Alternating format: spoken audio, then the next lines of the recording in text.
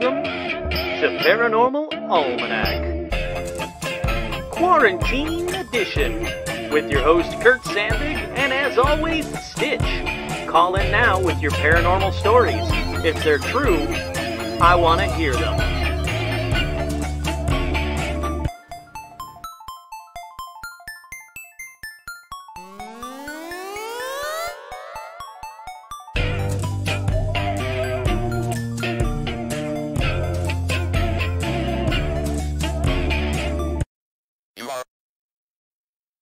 You are correct. That's right, it's another live quarantine edition of Paranormal Almanac. I'm your host, Kurt Sandvig. With me, as always, is Stitch.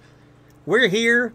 Let's get right into this. We have an all-new, as you can see, everybody that's watching it live, we have an all-new simulcasting system, if you will. I don't know how else to describe it, for Paranormal Almanac. That's right.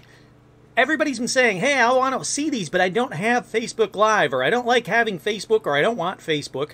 So we're on twitch.tv under Paranormal Almanac. Moving forward, I will be simulcasting on Facebook Live and on twitch.tv. First time we're ever using this is right now. I'm sure there's going to be a lot of bugs, but there's a lot of neat stuff with this. There's a lot of stuff that I can do with this program. I can do picture-in-picture, and I can show videos to you guys. I can have stuff displayed up on the screen. There's a lot of interactive, fun features that make this show just a little bit better, and I have to thank the patrons for it. That's right. The money I got from the patrons this month went right into buying this simulcast system with all the bells and whistles for an entire year. Really looking forward to playing with this, seeing what we can do, making the show that much better. That's always my goal. But anyhow, let's get right on into this. Everybody, get a drink, have some fun. It's way better. When this pandemic is done, we need to get a drink. Please, let's get a drink. If you guys are buying, I'm a drinking. Alrighty, so we're here. We're live. The phone number's on the screen this time. All kind of fancy and cool and all that fun stuff. I got little kinds of bells and whistles and all kinds of fun stuff. I can do that. Call in now. Any paranormal story, do it. I like this one better, though. Call in now. I've got banners that I can put up all over the place, like that one or that one, which is actually kind of cool. I quite like that one. I don't have anybody here from Twitch yet, because frankly, I've never had a Twitch until just now. Hey, howdy, hi, Sarah. Craig, sipping bourbon, I love it. Rum and lemonade, Seth, good choice. I was gonna have some rum and lemon, or you have rum and limeade. I'm gonna have some rum and lemonade in just a little bit. So if anybody has Twitch, do me one favor. Check out Twitch. See if I'm actually live on there. I think it's just Paranormal Almanac. I have no idea. I literally created it minutes ago. But supposedly this thing will, because I'm simulcasting on Facebook and on Twitch, this thing will condense it all. Spiced rum and root beer. Hans, that sounds fucking delicious. I kind of want that instead. Oh, Robin's going to take a look on Twitch. Thank you so much, Robin. Let me know what it looks like on Twitch, because frankly, I've never Twitched before. I'm Twitching now, for the first time ever, on Josh's inaugural requested Quarantine Live episode. I am a Twitchin'. That's right. Dig the mug. Thank you, Sarah. That's right. The Bigfoot mug. I should get a cut of these things, man. I've had like 4 or 5 people already say they bought one last week. The Bigfoot mug is available on Amazon. This shirt is not available on Amazon. It is exclusive to me and me alone until you guys go to yescustom.com, make one yourself. I do not get paid for either of these advertisements. I really got to stop, doing free advertisements. Okay, so I wanted to actually talk to you guys about, well, the phone lines are open. So if you guys want to call, the phone lines are open, so feel free to call. Dorian's here. Hey, howdy, hi, Dorian. How's everybody? How's your family there? Jameson and Coke floats are delicious on a hot day. Hey, howdy, hi, Sarah. So glad to see you on here. Does Bigfoot drink out of a person mug? Yes, he does. And it looks like me. It's got the hat and everything. It's amazing. I have a couple of stories. The first story, it started really amazing. It says Bigfoot sighting in Genola, question mark. But it quickly goes downhill, like real quickly goes downhill. So there is a blurry photo of Bigfoot, as all photos of Bigfoot are. So anyhow, there's a Bigfoot sighting in Genola. They say residents who live in the city limits of Genola, right off Highway 25, were sitting out in their yard Sunday on June 14th, enjoying the weather, when they noticed quite a few cars slowing down and staring at the Skunk River across the highway. They went out to see what was drawing all the attention, and they saw what looked like Sasquatch. Well, see how it's exciting? Like, that story starts fantastic. It quickly goes to, well, it turns out it was just a statue of Sasquatch that somebody put on their yard for fun. Really? Then you say, hey, Bigfoot statue seen in Genola. Not Bigfoot sightings, because that was not a Bigfoot sighting. And that's why that one didn't make the regular episodes of Paranormal Almanac's Paranormal News. But the next story just might. It says, time traveler mystifies social media users with eerie, accurate predictions. And the kids say, this is freaking me out. Again, awesome start to a story. It's gonna go down the tubes quickly. Sorry. It says a Twitter user named Drew Curtis has made a bold prediction, but back in 2015, and now it looks like he might have been right all along. Curtis, who's the founder of some news aggregation site, don't care, said that he was a time traveler from 2020. Back in 2015, he posted, hey, I'm a time traveler from 2020. Admission, I'm a time traveler from 2020. Enjoy 2016. It's as good as it gets for a while. That's the whole prediction. Enjoy 2016. It's as good as it gets for a while. And 132,000 people freaked out. Another 675,000 people retweeted. And it turns out, no. All he did was he goes, look, I'm not really a time traveler. I was just guessing. He went on to try to answer some questions about things unrelated to the coronavirus. And the time traveler says Trump doesn't win the re-election. One Direction might get back together. Look, I even know One Direction's getting back together. I don't know fuck all about One Direction. But people are saying, no, all these people on TikTok are freaking out, saying, nope, he's real. He's the real deal. He even goes on to say, look, I'm not the real deal. I just run a news aggregate site. I can see that shit's coming down the pipeline. I just knew that it wasn't going to get any better after 2016. So, 2016 is best he's going to get for a while.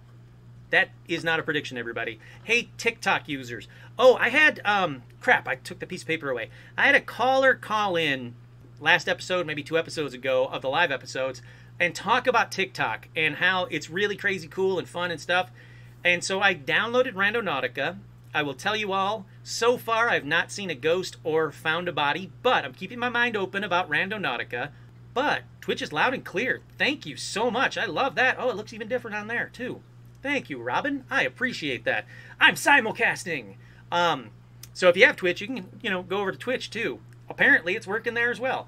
But, so TikTok has this thing. It's a filter. It's an effect, not a filter. It's an effect where you wave your hand and it gives trails on everything that's living. Now, this guy actually used it and said that, yeah, Randonauts. Yeah, look, hey, I'm still have an open mind about Randonauts and Randonautica. Nothing spooky has happened to me yet, but if it does, I will TikTok all about it because now I have a TikTok. But, so TikTok has this effect that you can, when you wave your hand, it gives you kind of trails. If you guys have ever done, like, drugs, apparently. I've never, but apparently, if you do drugs and you do that, you'll see trails. So, they have an effect like that, but it's only for living things. So this guy did it, and he TikToked it. I can't find any way where you can edit or, throw up special effects onto TikTok, so it seems legit so far. Although I didn't actually go to his TikTok. I'm just going by this video that people have posted. So this guy has his this chair that his grandmother died in the corner of his room. And again, it only does the trails when you're moving your hands or if it's a living person. And this guy does that and then points at the chair, and the chair is doing it by itself. And the guy's like, well, that's really weird. So I asked my cousin about the chair, and it turns out this is the chair that my grandmother died in. So kind of spooky, kind of freaky. And all these TikTok followers, whatever the fuck they're called, noticed that the chair is pointed against the wall. So they told him to turn the chair. Maybe grandma doesn't like facing the wall. And he did. And when he did, the chair stopped doing that weird psycho crappy effect. But he starts panning around the room, and a outline of a person in that wavy effect shows up on his couch now. Now again, I don't know enough about it, but if this is real, it is an incredibly cool video, because he sees his grandma, and then this other thing comes out towards him, and it's all spooky, scary, blah, blah, blah. It's really interesting. Really, really interesting. Like I said, I'm going to start using TikTok more and more to see if I can duplicate that kind of a thing, or if I can fake that kind of a thing, and I'll debunk it if I can. If not, well, there you go. Okay, let's see. Let me go to the comments real quick. Kevin, I got a story and stories, but they're not about Bigfoot. That's fine. Anything paranormal tonight. Anything paranormal. Call in 818-732-9399. I think the phones are working, so please do. Josh said, when I lived in Brandywine, Maryland, they had a cardboard cutout in the main area of the small town. People talked about seeing Bigfoot there. I saw the video. It's a bear walking on its back legs, but it's still spooky to get up at 3 a.m. to go to work in the middle of the woods. Yeah, no, that is. I agree. I binged all the new Unsolved Mystery episodes. Good stuff. Miss Robert Stack, of course, but the new episodes are really great. They are. They really are. I just started watching them. It's been Hamilton Day all day today, so I thank you guys for stop watching Hamilton so you could watch me. I'm not going to sing any show tunes for you guys, but Hamilton's fucking amazing. Absolutely amazing. Hi, Susan. Yeah, we're high-tech now. It's all kinds of fancy here, so I'm glad that. David and I tried it. It's bullshit. David likes it, but it's crap. Yeah, you know, TikTok is kinds of different. Yeah, you know, that video. Oh, that's right. Lauren did see that video as well, because someone posted it on that Facebook fan group page for Paranormal Almanac.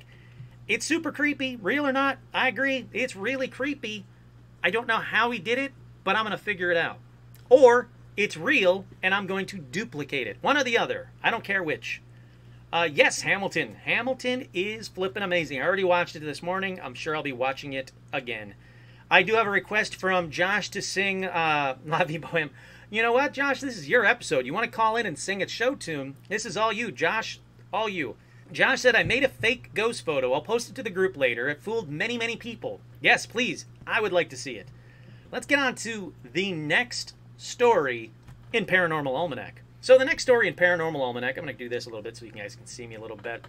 It says, moment 2 ghosts work out at outdoor gym as baffled police officers watch on. That's right. 3 police officers were left stunned as 2 pieces of gym equipment appear to operate unaided at an outdoor park in India, with many claiming it was a supernatural. So in the video, there's 3 officers. They're kind of like standing around. There's 2 pieces of gym equipment outside. And yeah, the gym equipment starts to operate on their own. They said it was filmed in Kanshiram Park in the city of Jhansi in the northern Indian state of Uttar Pradesh. I'm sure I got all that wrong. I apologize. In the middle of the night, police spokesperson said they shared the spooky video. It's been viewed like 200,000 times. He said, what's going on in this video? Is it a ghost working out, freaking out? What is happening? So I had plans to actually share the video with you guys on the other screen, but now I can't do that.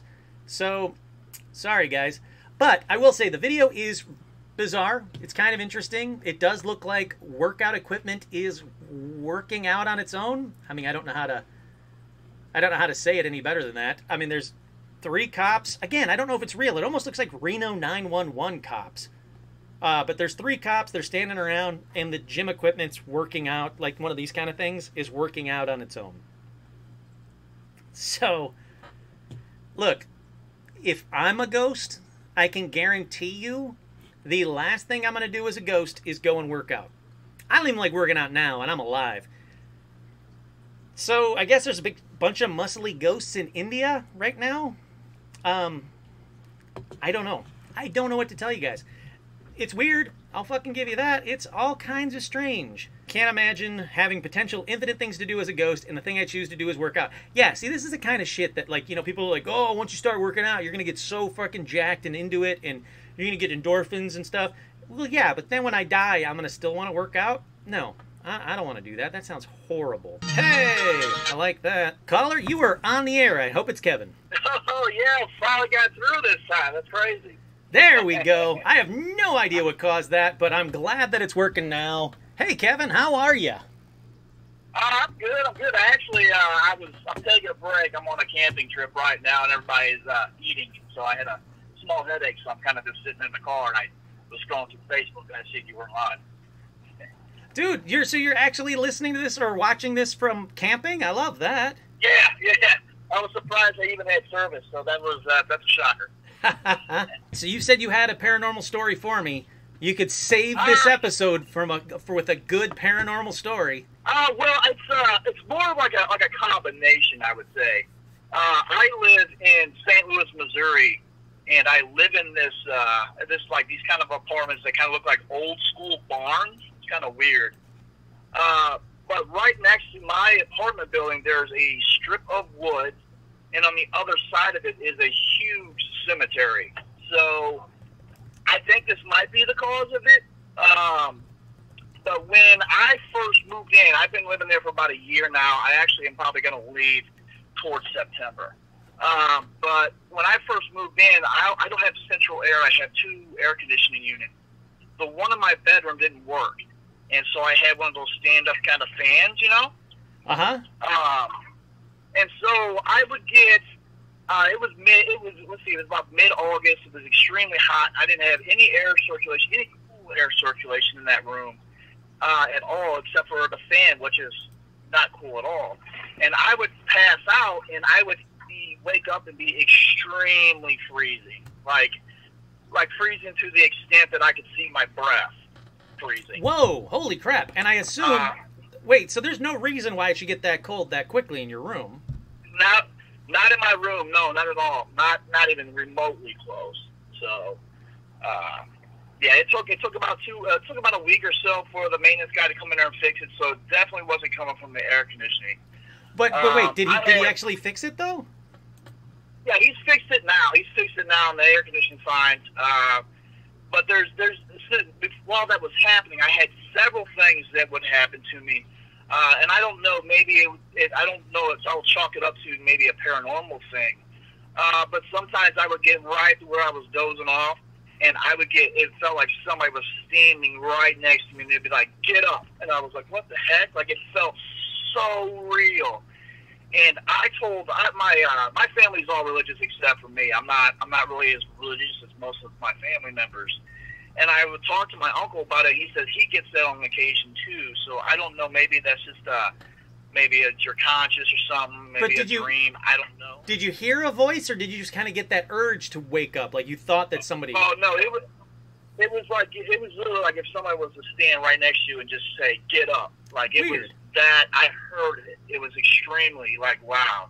And I wasn't frightened by it. I was just like more agitated because I was trying to sleep. But yeah, it was really weird, and I don't know. I don't look into the search of how or what ghosts can accumulate as far as energy or whatnot. But I would wake up. I'd have random scratches on me, and I would chalk it up to maybe I scratched myself. But there would be places like in my mid back where I couldn't even reach. Oh, okay. That I would have huge scratches on my back, and then when I would hang out or something with friends or family, and I asked if they would see it, they'd be like, well, what is that from? And I was like, I don't know. Like, I can't explain it. So I would have a lot of activity in the bedroom. And I don't know if it was luck. That's because I had plenty of this that ties into it. I had an aunt who had passed away. And when we went to the wake, we had, you know, how sometimes the family members will set up little pictures or cards of the person who had passed, and like a remembrance kind of card. Yeah. Well, I stuck it on top of my dresser, kind of like overlooking my bed. And ever since I've had it on there, I don't know if it's a coincidence, but I have no more problems when I'm in that bedroom at all. Really? No. All right, No that's really cold. interesting to me. Yeah, Like- I don't know. Maybe if that was maybe it's my aunt looking over me or what it is, but it was extremely weird because all activity had stopped when I was in the bedroom since I've had that picture up. So since you had the photo up, everything stopped completely? Right. In the bedroom. Did you ever... Wow, geez, I don't even know how to ask this question. All right, so like having the paranormal activity in the bedroom, that's pretty common. A lot of people have it. The scratches can be pretty common. But the scratches where you can't reach, that interests me a lot, because a lot of the times those can be debunked by people just scratching themselves in the night, or there's something on the sheet, caught in the sheet, that's scratching them. I can get behind that.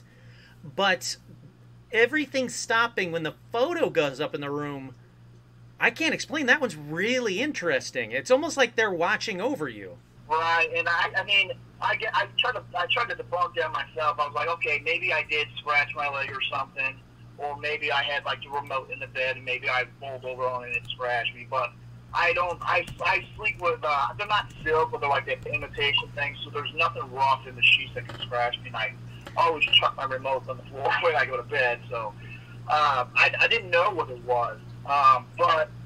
It's kind of like it's a conjunction. So the bedroom activity had stopped, and so I live in a type of apartment that I have closet doors that kind of slide on those old school kind of metal railings.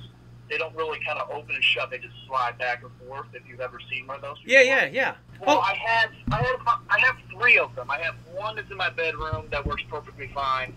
One when I come into the apartment, which is fine, and then the middle closet one, which sucks.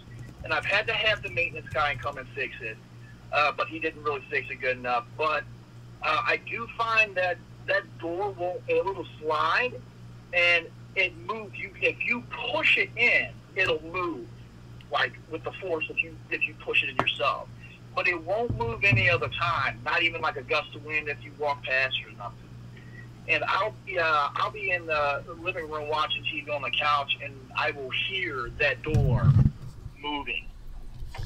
Really? And it's so weird because everybody, like, I try to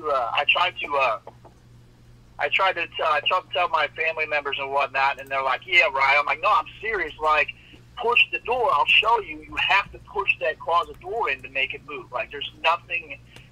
I weigh 225 pounds, and I walk past where there's no gust of wind that's gonna move that door. I don't know. Maybe I'm just got a little off center because I did have activity that was in the bedroom previous, and so maybe I'm heightened on that. But yeah, I'll literally be sitting in there and I'll be watching my favorite shows on Netflix, and the closet door will just move. I've had it to where a couple of times the same concept. I'll be in the living room by myself, and the light on my oven or on my stove will click on, and I'll have to get up and turn it off, and it's a fairly brand new oven, so I mean, I don't know much about stoves or anything like that, but it'll click on constantly. I'm like, okay, I'm trying to watch a show, leave me alone, and I won't get anything for a little while, so I find it really odd on those. That's really interesting that all right, it seems to come and go, but it seems to come and go with purpose. Yeah, it baffles the heck out of me. It really does. Wow, I don't get what would cause that at all, other than, I mean, obviously there is obviously something going on paranormal. The cold breath, that's like, you know, you can do a check mark of paranormal stuff. Cold breath, scratches, things moving, but and then the picture completely stopping. Yeah, there's a final part to this. So, like I said, I'm leaving in September, and it doesn't happen sporadically. Otherwise, I would desperately try to put one of those hallway cameras up and try to catch something like why I don't have that much time before I leave out of there. So. Oh, sure. But I did something that I've been told not to do, especially by yourself, and because quarantine was around, You played with a Ouija board, didn't you? I did. Damn it! I did. It was a Ouija board app on my phone, so I was kind of skeptical. I was kind of playing around with it, And I don't know. I chalked it up to there's a lot of information that I could probably get through the app because your name and stuff on the phone. But I did ask it a couple of questions that did give me kind of concern and thought maybe that was the thing that was bothering me in the bed. So what happened? What happened with the Ouija board? So I was screwing around with it. When before you start, it gives you instructions. Make sure you say simple questions, yes or no. Try to be polite, and if any time it says, if you're feeling easy, just, say goodbye politely and end the conversation. Well, I was talking around, I ran into two different spirits apparently that came through this thing. One was a spirit who was 54 years old, and it was a woman named Abigail. Now, Abigail, apparently, I was asking questions, hey, are you good or bad? She said she was a good spirit. She knew my name, but I chalked it up as information that was just probably on my phone. I thought at that time maybe it was just stuff, through the app. And I said, okay, I was asking questions, do you know me? And she said, yes. I'm like, okay, are you part of a family member? She said, yes. And so I had continued talking to her a little bit, and then I had ended it, or I think I got up to eat. But after when I got up to eat, I had called my grandmother. And I called my grandmother, and I asked her, I said, hey, do you know any family member named Abigail? And she's like, yeah. She goes, we had it was my sister's husband who had passed about 15 years prior or whatever. Sister's husband's wife. Sorry about that. But yeah, I go, well, how old was she? She goes, well, she was about, I think she was in her 50s when she passed. I'm like, well, I did a thing. And I kind of screwed around with the Ouija board. She goes, "Oh my gosh!" And she instantly threw up the whole Father, Son, the Holy Spirit cross thing on her chest. She gave me a weird look, but she was asking about it. I go, "Yes." I asked her about it, and she said she was part of the family. She goes, "Well, that's really odd." And I have talked to my grandmother since then, but she did confirm that we did have somebody in the family named Abigail, and who was in her 50s. So. Wow! All right, so you got something legit that you wouldn't have known otherwise on a Ouija board. That's creepy as all hell. Right. And I mean, at the same time, I didn't know. I thought it was just information because maybe it was just screwing with me. I don't really. I believe that there's paranormal and stuff like that, but for me to happen to me personally, I kind of am skeptical about that. But I did have one last one that I apparently contacted, and I got the bad and the stick on it, so to say, with this one. The bad and the God. And I think this is probably, it kind of explains maybe where this came from with the scratches. I was screwing around with it, asking it basic questions, and apparently this one was named Mabel. And Mabel apparently was not a spirit. Mabel was a demon. What makes you say that? Because I had asked it, I said, are you a spirit or a bad spirit? It said bad. I go, okay. That's not a good sign. And I had a really bad inkling about it. I was like, okay, we're scratches. I go, are you a demon? It said maybe. I'm like, at the same time, I'm kind of chalking up as being skeptical about this stupid ass thing, And so I asked if there's specifically in the front of my couch. I have my couch set up, my coffee table, and in front of that is my television. And I said, are you in front of me? And it said yes. I'm like, okay. I said, are you? And I asked, this is what scared the living hell out of me, so to say. And I stopped messing with the Ouija board. I asked it, are you in front or behind the television, knowing that there's no space behind the television? Sure. And if it said something stupid, I was like, okay, yeah. It said in front, because it doesn't get full sentences. It said in front, can't behind. And I'm like, okay. I said, why? It said wrong. I said, no, absolutely not. I said goodbye on the Ouija board, and I ended that instantly. I said, there's no way that the information on my phone, if it was information through the app, knew that where my placement was in that building. No way. What made you decide to use a Ouija board and then keep talking when you knew it was a demon? Okay, so the reason why I did it was because I didn't want to download the stupid TikTok stuff, and I thought I was I was just pretty much bored. I guess you could chalk it up to through the quarantine thing. Like, I wasn't going out, and I'm like, well, why the hell not? You know, I was just, I guess, amused on it. I wanted to see what happened in this. The only reason that I thought that maybe it might have been a demon is because I can't remember if I read it somewhere that if you get certain scratches or something that was physically harmful to you, that it wasn't more likely it was not an actual spirit. I don't know if that's false or true, whatever it is. But I heard that it was more likely that it was a more malevolent spirit or a demon that did that, not an actual ghost. Because I've always thought that a ghost would be more based off of, you know, actual energy itself, not to where it could physically harm you. You know what I mean? Well, I mean, but that's the thing about, that's sadly the thing about Ouija boards is that supposedly, look, I'm not an expert. Nobody's an expert. Anybody that says they're an expert's bullshit lying.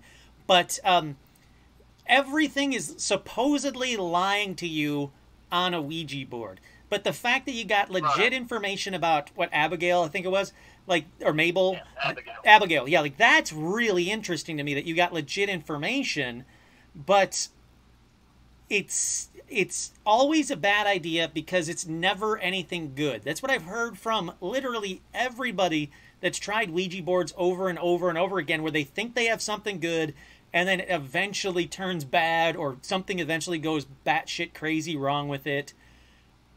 I mean, obviously, you know, you said it. I don't recommend Ouija boards by any stretch of the imagination. But, like, all right, so after that interaction, are you willing, are you thinking about trying the Ouija board again? Oh, no. I mean, the only reason I think I did it for the second time is because that my grandmother actually confirmed that we did have a person in the family name that was true on that part. So I'm like, okay, maybe since that's true, maybe I will find or run into another relative that maybe knew me that had passed since I've been alive. Yeah. That I knew.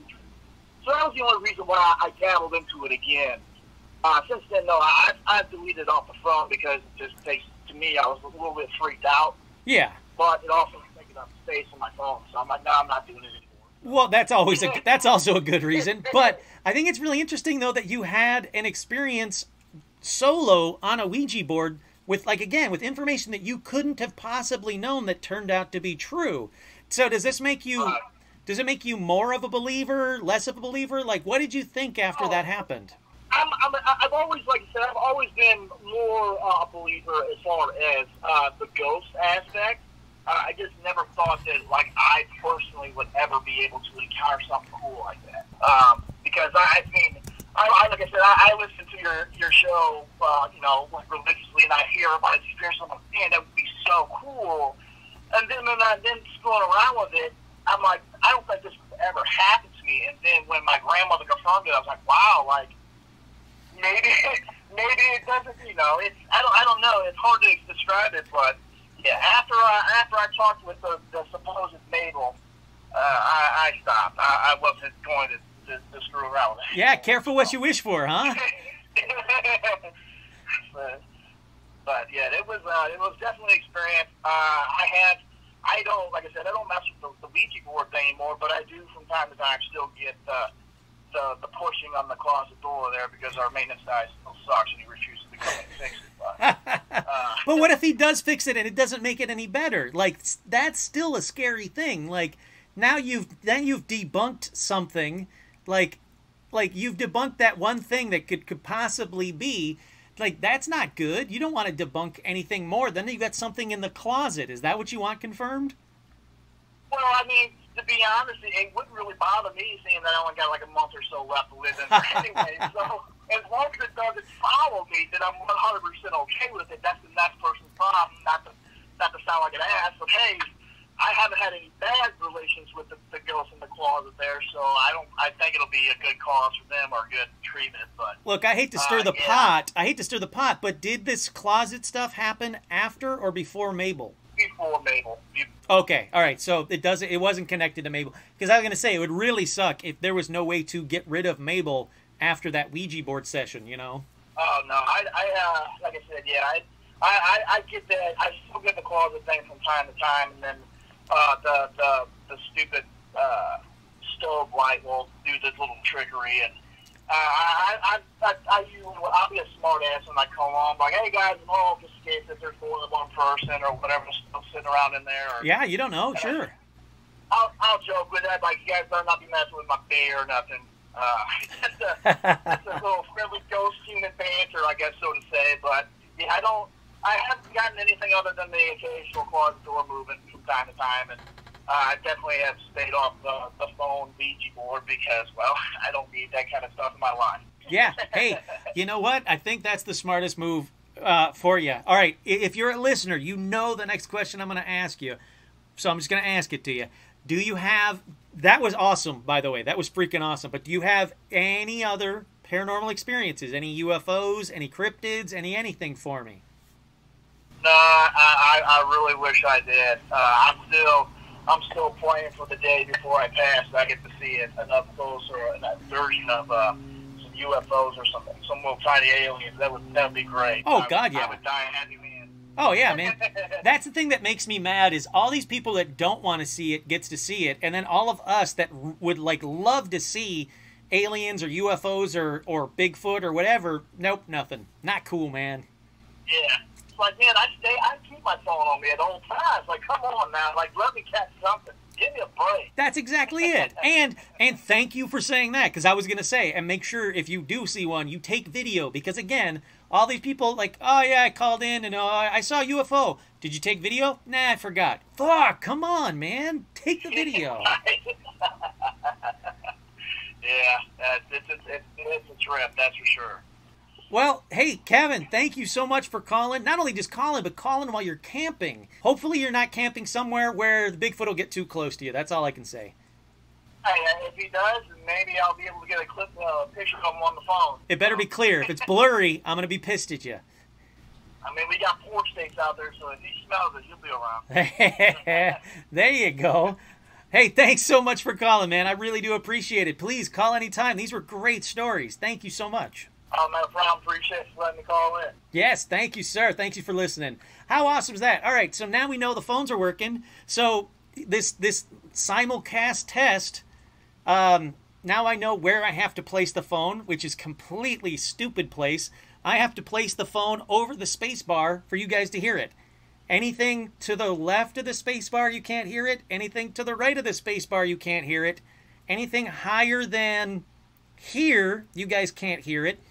Don't know why. Don't like that. I don't like having to cover up the space bar so I can't chat with you guys during calls, but there we go. Now I know. This simulcast stuff it's new, it's interesting, it is what it is. But I had another person try and call me during that call. So, phone lines are open. 818-732-9399. Sadly, I drank my drink already. I got like one sip left. I'm out of alcohol in the first 40 minutes. You can tell for me, it's a 4-day weekend. I got today off and I got Monday off. You can tell it's a holiday weekend for me because I drank my drink within the first 40 minutes. That's way too quick because that's driving me crazy. Caller, you are on the air. Oh, hey. Cool. This is my first time calling, so... Hey, who's this? Mike. Mike, hey, how you doing, Mike? Pretty good. You see me on your comments as Maynardo. Oh, hey, how you doing? I did see you on the comments there. That's awesome. Cool. So I actually wrote down some of the different things that have happened to me to see which one would work. And being that the show started off kind of glitchy, I do have a glitchy story. Oh, I like that. All right, so I'm out here in California, and one day getting off of work, my drive home took me along the coast. So, California traffic, you're just doing 55, 60 on the freeway. And it was a nice sunset, so I was trying to look over, but, you don't want to be distracted. And so I took a split second, looked over, sunset's all beautiful and everything. And when I looked back at the traffic, everything had stopped. Wait. Hold on. So it didn't stop like as in it's typical LA traffic, everybody stopped. It wasn't traffic, it wasn't the traffic stopped and I slammed into a car. It was, nothing was moving. But you were still moving, or did your car stop as well? And aware of it. I was totally aware of what was going on.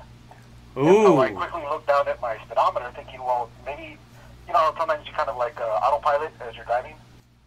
Sure, I look yeah. down, and the speedometer's saying like 60 or something. And I roll slowly, and at this moment I'm like starting to get kind of weirded out. I grip the steering wheel. I'm thinking, okay, whatever's going to happen next, I don't, who knows what's going to happen. I better be ready, a wreck or who knows. I look over, and the car next to me, the person in the car is just staring straight up like normal traffic. No, we're not moving. Nothing's moving. I got my foot on the gas pedal, and everything's frozen for literally like time froze, but yet I'm aware of it. And no, I don't drink. And so I'm like, okay, something weird's going to happen right now, so I better, be prepared. And next thing I know, traffic's flowing again. I'm moving along. I'm expecting cars to start swerving or something weird, but no. It basically time froze, and I was conscious and aware of it for, I don't know, 2-3 seconds. Okay, I was going to ask, how long did it last for? So it only lasted for a few seconds. Yeah, in my perspective, as, looking over, looking back from the sunset, looking down at the speedometer, looking at the car next to me and looking back, it was like 2-3 seconds. But I was fully conscious, aware of the fact that there was no motion. Like, nothing was moving. Now, the trees weren't waving, because, when you're driving on the freeway, you can see the trees in the wind. Just froze like on the TV. Now, while you were looking, your car is getting closer and closer to other cars, though, right? It's not. My car wasn't moving. I could see the speedometer, reading like 60 miles an hour. And, because I looked over at the sunset, and, in a gap between all the traffic and trees and buildings. And, as I'm looking, the gap didn't change. And that's when I looked back to look at the traffic, because I'm just trying to take a peek at the sunset and look back. But my car's not moving. Nothing's moving but, like, maybe my head or my eyes. Weird, but you were still conscious of it. You're still able, thank you, Stitch. You were still able to realize it. So almost like your body was part of the glitch, your car was part of the glitch, all the other cars were part of the glitch, but your head was not part of the glitch? Exactly. Like, almost just like my head and my eyes. And I remember being like, okay, I better, like, what's going on? I need to take in my surroundings and figure out what's happening. And this is the only time it's ever happened to you, huh? Yeah, that was it. That was the only time, I've had deja vu and all that, that kind of stuff, but that felt like everything froze, time froze, space froze, except for, like, that my consciousness and, just enough for me to move around to be aware of my surroundings. Wow. I look, hey, you're right. I love a good glitch story, and this is definitely a good glitch story. It's a different glitch story. It's not like your entire you was independent of the glitch. It was just your head or your mind or your eyes that were independent of the glitch. I've never heard of that one before. This is really interesting to me. Yeah, honestly, like, because I couldn't, at that moment, I couldn't comprehend what was happening. How could you? Never experienced something like that before. Yeah, well, like, yeah. My reaction was, okay, get your mind ready because I don't know what's going to happen next. Maybe traffic will come back on, and it's almost like everything got shut off and turned back on. And I'm like, I don't know if I'm going to crash or if all these cars are going to come back on at a dead stop or moving faster, or maybe I'm out of sync with the rest of the world. But it's just like I skipped, like almost like a record skipped, and I came back and everything was back to normal speed and everything. If you don't mind me asking, what freeway was this on? It was in the San Diego freeway on the 5. So was that the 405? Or the 5 freeway? No, the 5. The 5 freeway, okay. Carlsbad, California. Okay, sure, all right. Now, I'd almost be curious to see if you could remember the date, if you could check on MUFON to see if there's any stories on MUFON about anything weird or bizarre happening around that time. I could probably go in and at least get a broad idea of when it was. You know what, if you could, like, obviously you don't have to do it anytime soon, but like whenever you have a second, check it out and see if there's anything that corresponds with that date and time on MUFON. And it doesn't have to necessarily be in Carlsbad. It could be anywhere in Southern California, but I'm wondering if there was something going on that could explain it that happened around that same time. You never know, alien spaceship might cause some kind of ripple in time. That's exactly, yeah. You never know. That's exactly it. That's why I was trying to think, like, how could I possibly begin to try and debunk that? Well, the only way I could do it is to find out the date and the time that it happened and see, kind of correlate it to something else. Sure. Wow, that's really bizarre. Yeah, so that was a weird, that was the only time I ever had any kind of glitch. but I've definitely had different, like, paranormal type experience. That's going to be my next question. All right, so definitely, I want to hear. All right, so what was the other, give me your best other paranormal thing that happened to you. Okay, I got one where my mom can correlate this and back me up on it because she experienced it also. So I'm a little kid, let's say 8 years old or so, and we lived back then in a very basic house. My room opened up into the living room, and then my parents' bedroom was, off, from another door, say to the left of my room. Sure. No hallway, just every room feeds into the living room. So some particular day, my parents have a big argument, to the point where, everybody, the kids, myself, my sister, we're sent to bed early. Just go to bed, we're all pissed off, things are not happy today, let's just be done with it. So my mom decides not to go into her bedroom and, says, I don't want to be in the same room as your father right now. So she sleeps, she stays the night in the living room. And I go to bed in my bedroom, and so she's on the opposite side of the wall, sleeping on the couch. I can't see her, she doesn't see me, the doors are closed. At some point during the night, I wake up, and, there's a window kind of behind me, and the light from the moon is, on the wall that, that separates me from the living room. Yeah. On the wall, at first I thought it was a shadow, like something or somebody walking, blocking the light from the window. But, as I'm paying attention and focusing as a little kid, I see a woman in all white. Like she's wearing like a white. There we go. Woman in white. And, yes. Yeah, the woman in white. And at first I thought it was like a projection on the wall, but when once I wake up, she's actually like half of her is on the wall, half of her is on the other side, I would assume.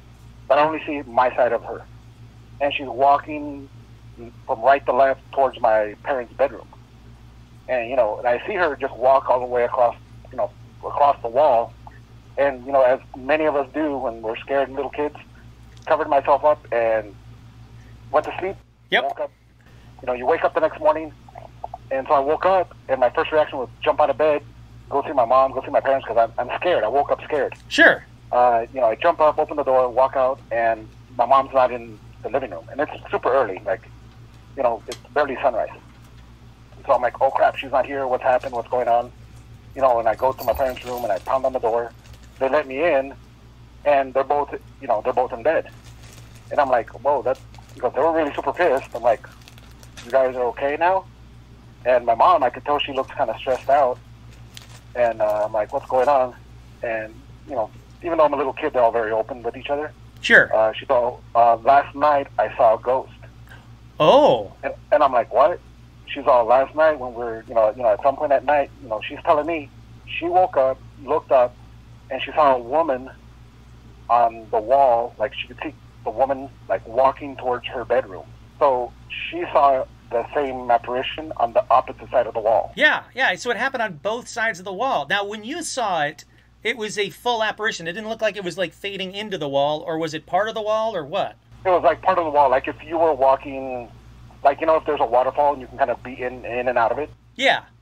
Yeah, so I saw half of a woman, I guess you would say. All right. So you guys were seeing the same thing. Like she was going in and out of the wall. Your mom was seeing her when she was on her side of the wall, and you were seeing her when she was on your side of the wall. Exactly. And I didn't say anything. I didn't get up and run to my parents' room and say, I saw a ghost, I'm scared. Literally my first words were like, oh, you're both here. Like, I thought you guys were like super pissed at each other. Wow. And she was like, no, last night I saw like a woman, and it scared me, and I ran to your, to be with her husband, obviously, with my father. Sure. For protection, and the ghost disappeared. But, do you know? We both saw the same thing. Yeah. Oh, yeah. You definitely did, and literally the same thing at the same time through the same wall on different sides of the wall. Again, corroboration is always awesome. Now, do you know anything about the house? Is the house really old? Has it had remodeling or anything like that? Okay, so this house was in an avocado grove in the little town where I grew up. And it used to be just like a really big garage, like a four-car garage. But it got remodeled into a house, but literally, like, that I know of, nothing had ever happened there. No one had ever done anything. But it was in the middle of an avocado grove. Yeah. Which had, like, 0 neighbors, and, it's like 10 acres. So if you're not used to it, it would feel creepy. Like, for me, it wasn't creepy. But you know, but that would make sense of why she's walking through a wall, because it's probably a residual haunting, and in her time that wall wasn't there. So that wall was never really there. Yeah. Before, so we put it up. See, I love it when I get that kind of corroboration. Yeah, no, that's exactly it. That's exactly why you both saw her coming through the walls like that, because that wall wasn't there for her. This residual haunting. Now, did she seem to notice you at all, or was she just doing her own thing? No, what I remember, she didn't acknowledge me. Like, literally, I was just sitting there, like, trying to hide, trying not to be noticed. I guarantee that, again, it'd be really hard for you to remember what that exact date was, but I guarantee you that that probably happens on a fairly regular cycle because it's residual energy. And I would also hazard a guess that there's probably underground running water underneath that house. Well, it's on top of a hill. There might be water because there's a sprinkler system and all this stuff. Well, not just sprinkler, or if it's on top of a hill, it could be limestone or quartz. But my guess is there's definitely quartz in that area. Oh, well, there we go. There we go. So it's the quartz part of it. So yeah, you're kind of, again, you're checking off that. It's the same with Kevin and the Ouija board. You guys are just checking off that kind of like paranormal checklist. Like, yep, you got quartz. Yep, you got residual hauntings. Yeah, I mean, you have the fact that the house has been remodeled since then, so you're seeing it through a wall that it doesn't know exists because it's a residual haunting. So this is awesome. You're kind of exactly checking off that checklist. And again, my guess is that she's probably seen on a fairly regular timetable around that time all the time. It's just playing on a loop. Yeah, so it was definitely one of the weirder experiences. Now, who lives at this house? I don't know. We moved out a long time ago. Oh, okay. I was gonna say, because I would hazard a guess they're still seeing the ghost. Yeah, there could be. In my mind, I always figured, because of the argument and everything, maybe certain energy got brought up. Sure, and that could do it too. Oh yeah. When you get like negative energy, you're sparking stuff in the house. That it could also be like a little impetus of it. Yeah, I mean, you never can tell, but my bet is it has a lot to do with the quartz in the hill and the reconstruction of the house. That's why it was coming through the wall. That's really cool. Yeah, so definitely pretty bizarre. But my life's had a lot of bizarre things. So yeah, hey, no, that's awesome. All right, so thank you. We're at an hour. I was going to ask you for another one, but I didn't realize what time we were at. Thank you so much for calling. This was really awesome. I really appreciate the call. Mike, definitely call me again, because I'm assuming you have more stories for me. Oh, yeah. I'll definitely call you the next time. And, yes. I got some cool ones. So, yeah, awesome, and I love the show, and Thank I've been you. listening for a long time. Thank you so much. I really do appreciate it. That was awesome. Thank you. Alrighty, everybody. So I think I figured out, one, where the microphone is. It's this little fucking dot right here on the keyboard, which is dumb. That's why on the space bar, you guys can hear them. When it's not on the space bar, you can't. So that's dumb. I'll probably plug in the camera into this laptop next time, so it actually comes through to the whatever omnidirectional microphone in the laptop, and the camera, I mean. But how awesome was Mike's call?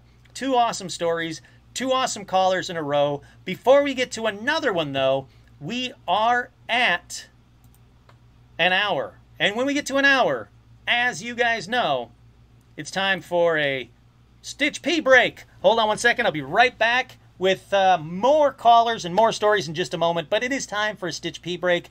We'll be right back. Whew.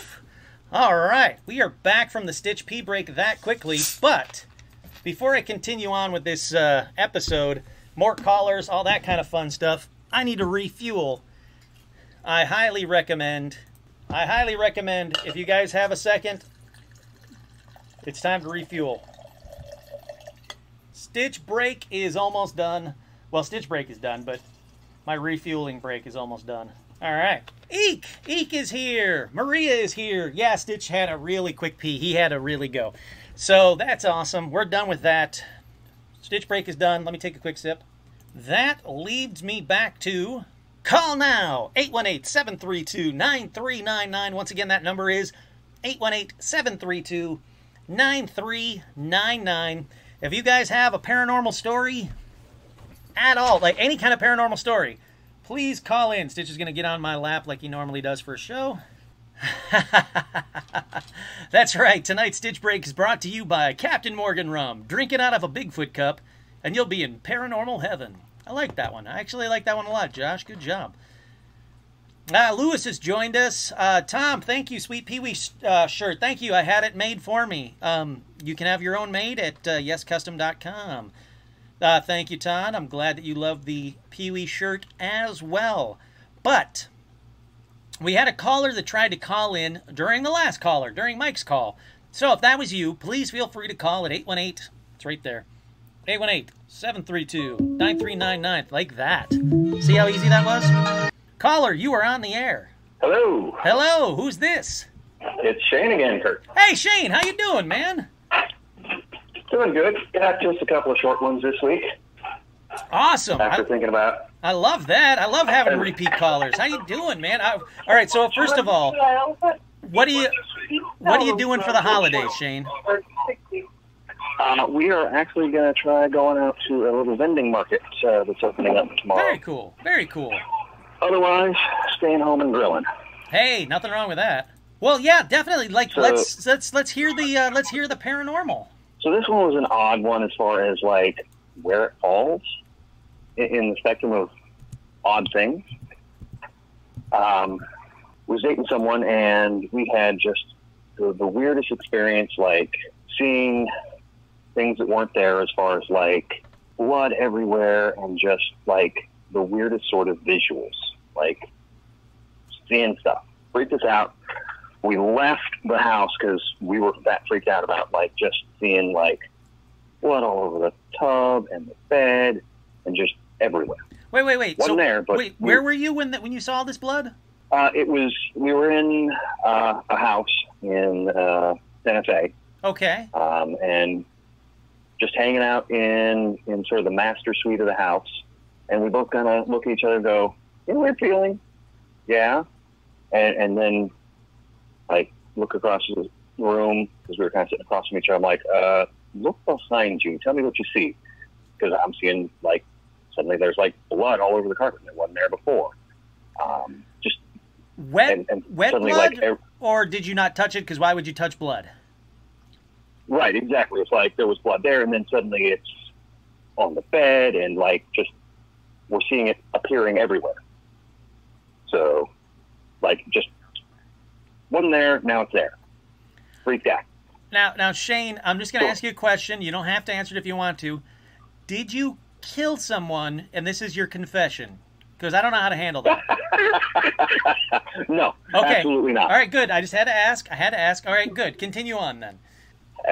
So we split out of the house and didn't know what to do, and ended up going to somebody else's house. And when we pulled up, they opened up the front door and they're like, "Why did you take so long to get here? I knew something was wrong." Like, it was, like I said, it was a short story, but like we went back and saged the place, but that was it. Like, just freaky visuals, ran out, and nothing ever happened there again. Wait, how long were you going to be staying at this house where you had to go back to the bloody murder house that you were renting? Ended up staying there, what was it? About another week. I was just staying there crap. short term. Holy crap. All right. So I'm assuming, have you checked to see if there was like mass murders happening in this house sometime in the past? No, I didn't really check into the history of it at that point. I really wasn't like into like looking into this. It was just really kind of freaky. Now wait, when you so went we back kinda into the freaked out. house, was the blood still there or had it disappeared? Yeah, when we finally went back into the house the next day, it was all normal. Nothing was there. It was all just, we'd seen it. Like, now, I mean, all right. So obviously you'd already, invested the money, so you're going to stay there. I would recommend checking to see if there was some kind of crazy murder that happened. If you remember the address of that house, I would Google it to see if there's some kind of crazy murder that had happened in that house, because that can be my only guess, is for you to, check the address. And if you do remember the address and you don't want to check it out and you want me to investigate, I'll gladly check out to see what kind of crazy murder house you rented. I absolutely can figure out what the address was. It's a fairly unique location, as it were. So. Wow. Yeah. Holy crap. Into the You are, I mean, I've said this before, but man, you are really mellow with the paranormal. Like, if I walked into a house and it's covered with blood, turn around, walking back out, and never going into that house again. Like, if I just bought a house and I walk in one day and it's covered in blood, I'm going to be like, nope, fuck that, I'm out, and, burn it to the ground. Like that, I'm impressed that you're so mellow with this. Well, there is so much that we don't know that we don't know. Sure. How can we freak out about everything unknown? Together. A little bit. I think so. Sure. No, I get that. There's the things that we don't know. Yep, 100%. But there's also things that we know. And the things that we know are, if you walk into a house and it's covered in blood, you leave the house and never come back. The thing was, the blood literally appeared in front of us as we were sitting in the room. Weird. Like, so crazy. Now, wait. Oh, here's a good one. I don't know if you ever watched Dexter, but like blood splatter tells you everything. Was it just like a pool of blood, or was it like splattered crazily? Like, can you tell if someone what did the blood look like? There was splatters across the walls and pools on the floor. Like, it was kind of a little of all of that. Yeah, no, man, you had a murder house. You had a freaking haunted murder house. So yeah, look, again, man, I only know your first name. I won't ever report you to the police or testify against you. Don't worry. I love you, so I'm not going to testify against you. But you had a freaking murder house. Well, if I did, it definitely wasn't me doing the murdering. It had happened in the past there. Oh, the murder spider. I would very much like to see a follow-up on this one. So your homework for until the next episode or the next couple episodes, whenever, your homework is to Google that house and tell me who was murdered, and I'm assuming it was like a bloody knife kind of murder kind of thing. So I want to know who it was. This is like a clue game. I want to know who was murdered, with what, and in what room. So there you go. I will have to find what I can on that. I do know how to look up the address of it because, like I said, it's a fairly unique location as far as that goes. Even though I may not know the address at the moment, I can definitely Google the location and get it. Please do. And when you do Google it and it turns out that there's never been a house there and it's always been a vacant lot, I want to know that too, because something weird is going to come from this, and I want to know what the fuck's going to happen. I'm so excited. Shane, I forgot. I forgot, Shane. What's your wife's name? Tracy. Tracy, that's right. Tracy, Yeah. you know what? I give you all the props because you went back into a ghost murder house. So good on you. I dated a murderer once, so it's no big deal. I'm sorry. What now? Unknowingly to me, until about a year or two ago, I dated a murderer. All right. You dated a murderer. Now, had he murdered when you dated him? Nobody knows at that point in time. That's a yes. It was an odd situation. It was weird. It was an odd situation. How many people did he murder? They have found one right now. What is happening with this story? They have found one? How many people did this guy murder? What is happening? He was a DJ in our town, and we used to hang out with him and go back to his house and hang out for after parties, and we used to do that fairly regularly. And like it was funny because the last time I hung out with him, we believe I had actually gotten slipped a a date rape drug back then or whatever it was. Whoa, you got roofied by a murderer?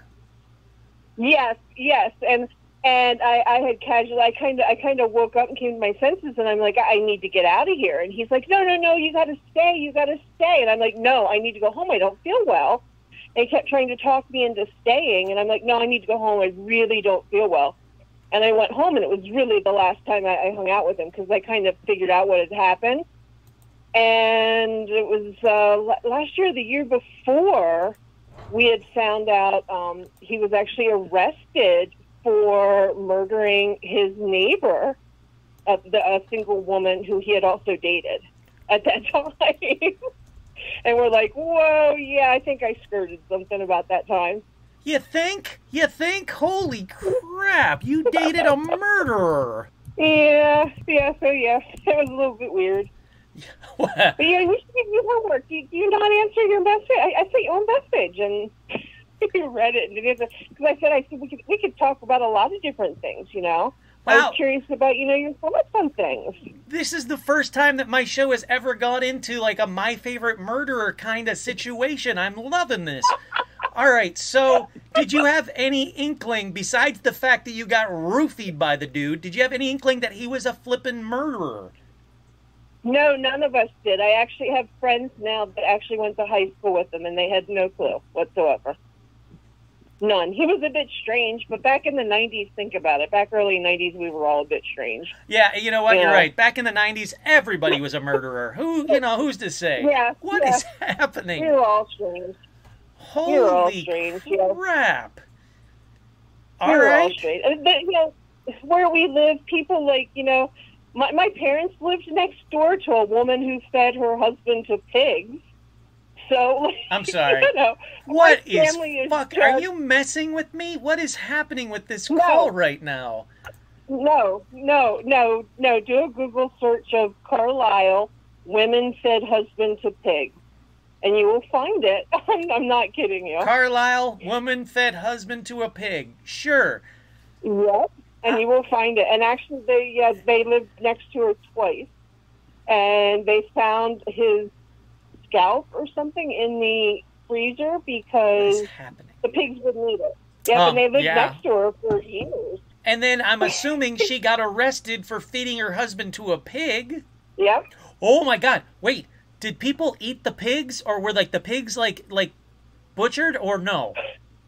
I thought you probably. Holy crap! People are eating murder bacon. Oh my God! What is happening with this call? Oh my God, I love you. Holy shit. All right. Wow. Well, hey, this call took a hard left turn I didn't expect. I'm sorry. No, are you kidding? This is awesome. Look, if I don't get at least a couple of likes on this episode because of all the shit that's just happened with Shane and Tracy's freaking call, like, fuck y'all. Like, this is an amazing call. Holy crap.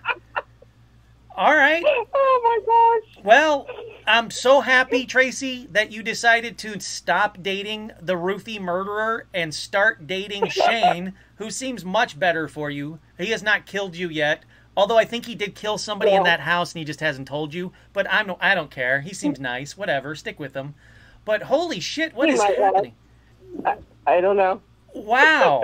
All right. Well, hey, thanks, I guess.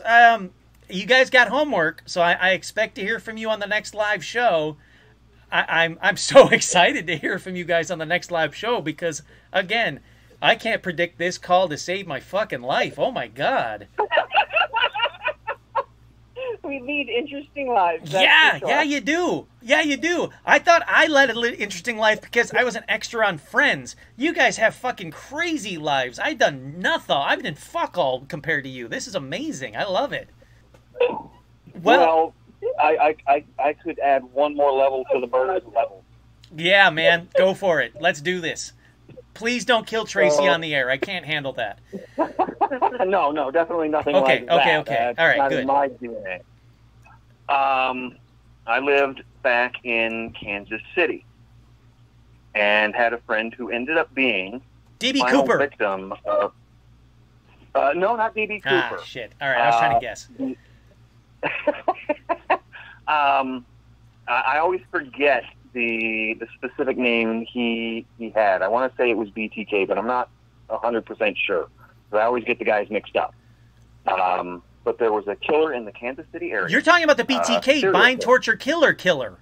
Quick correction, after the show, he messaged me again to say, oh, I'm sorry, it wasn't the BTK killer. His name was John Edwin Robinson. So the serial killer he's talking about is going to turn out to be John Edwin Robinson. Also, stay sexy, don't fucking shoot Bigfoot. The guy who put him in barrels in Yes! the lake. I knew his last victim. Of course you did. And tried to get her to not go out to him because she was talking about this great guy that was going to, take her in and, she was going to be his apprentice and the folks we were hanging out with were like, that kind of sounds really iffy. Like you could probably think twice about that. And then it wasn't long after that he was caught. Holy shit. I have not drank enough, or I've drank way too much for this call. I don't know which one is true. Holy shit, man. Yeah, like to see on the news, I'm like, because her name is definitely a unique name. And, when we met her and learned it was like, okay. And then seeing it in the news, it's like, you just kind of sit there flabbergasted. I know, sadly, I can relate to you. I never thought I could because I thought you guys went way out of my field, but I can actually relate to you guys because one of the guys, there was a cult that really wanted to follow this comet, this Hale-Bopp comet. There was a cult in San Diego that ended up killing themselves. And one of the guys from that cult, I talked about it in an old episode, but one of the guys from that cult actually walked into the store that I happened to be working at back in the day called Natural Wonders, this really hippy-dippy store, but we sold telescopes. I thought I was going to make this really good telescope sale because he was really interested in the Hale-Bopp comet. And then I saw on the news, he invited me. He literally invited me to the house. He's like, oh, you should come down. You'll really get a kick out of it. And I was like, I'm not driving down to San Diego because some guy with a stupid haircut told me to. Thanks anyway. And he's fucking killed himself because he was part of that cult. I can't think. Heaven's Gate cult. That's it. Heaven's Gate cult. I was this close. Not really, because I wasn't going to go down there. But I met a dude from the Heaven's Gate cult. So I know what you mean by, you're watching the news and you're like, wait a second. Hold on.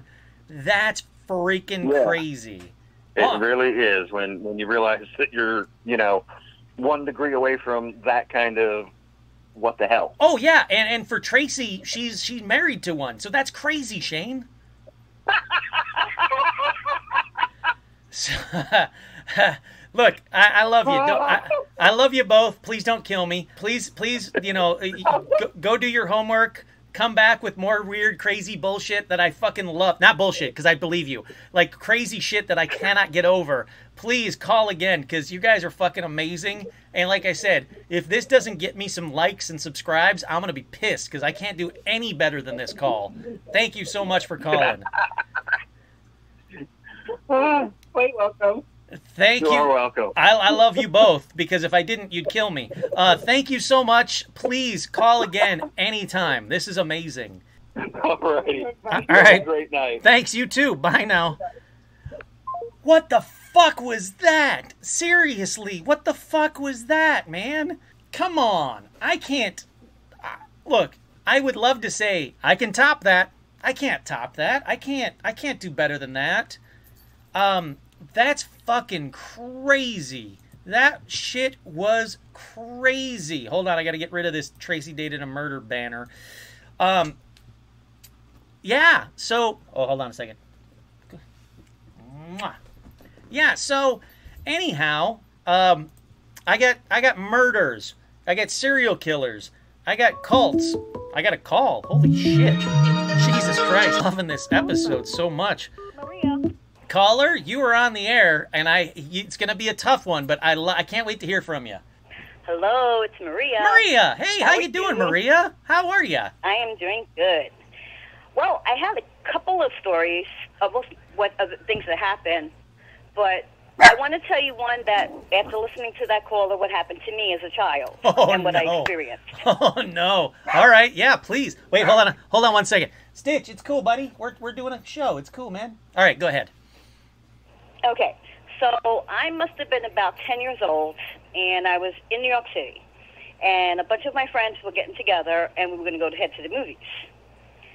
And Roger this kid that we all grew up with had said, okay, I'll be back in a minute. He ran up to the building.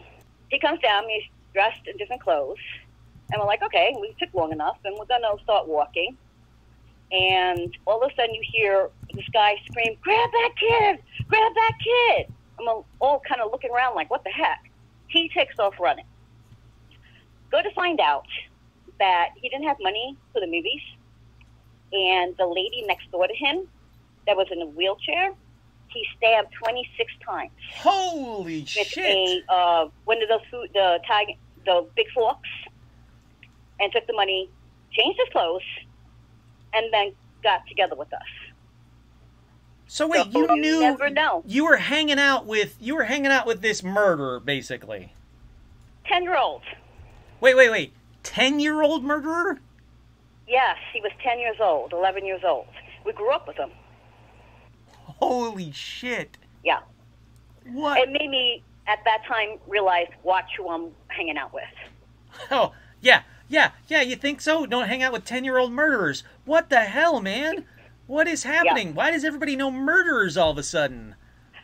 Oh, I didn't want to know him, I'll tell you that. It was sad. Now, he was like 80-something years old. Would you have ever it's have guessed disgusting. that this 10-year-old kid was going to be a murderer? No, I mean, we grew up hanging out. This is the person I knew. And, I mean, yeah, I assume he had it tough, but why would you do something like that? All right, well, wait. What movie were you guys going to go see? I don't even know. I couldn't tell you.